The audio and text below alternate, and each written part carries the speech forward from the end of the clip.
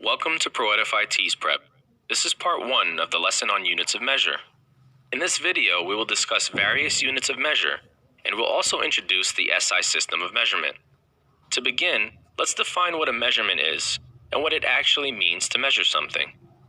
Well, in science, a measurement is considered the assignment of a numerical value to an object's physical property. Measuring physical properties such as length, volume, and density is very common.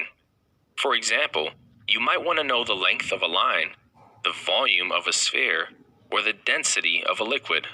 Whenever we take measurements, we also have to assign units to the numerical quantity in order to convey the relative size or magnitude of the property in question. For instance, if I said the length of my shoe was 10, you wouldn't actually know how long my shoe was because there would be no context for what the 10 represents. In fact, this measure would only make sense if the number 10 had a unit of measure to go along with it. So what is a unit of measure? In order to have accurate and reproducible ways to define magnitudes of length, volume, density, etc., scientists have developed various systems of measure.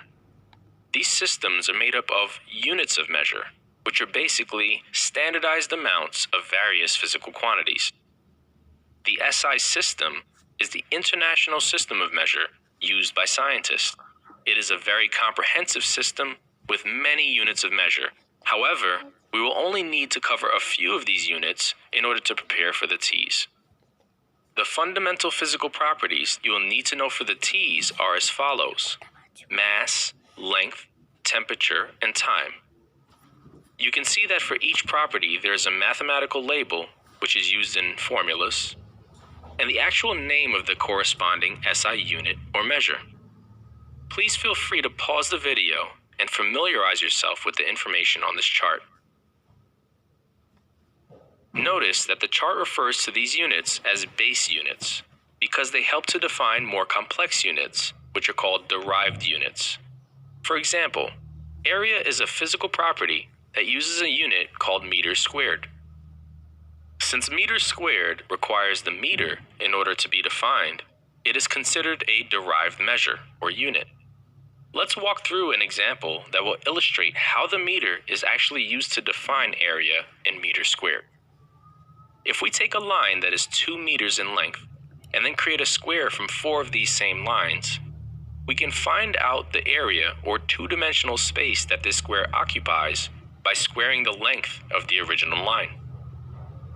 We're not going to talk about the math concept of squaring in much detail here, but just know that in essence, we're multiplying a base length measurement by another base length measurement, which is 2 meters times 2 meters.